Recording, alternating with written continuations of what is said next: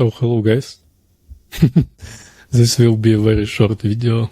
I just wanted to say that finally I'm ready to start recording some more videos about indie dev, and I am completely rebuilding my YouTube channel around that, and I will just, remove the Russian content and move it to another place.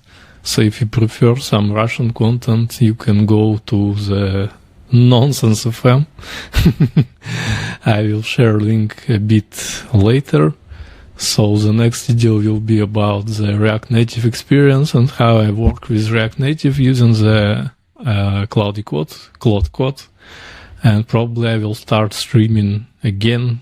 I'm just, was traveling and blah, blah, blah. That's why I wasn't doing anything in the public field. So kind of that. Have a nice day and let's build something.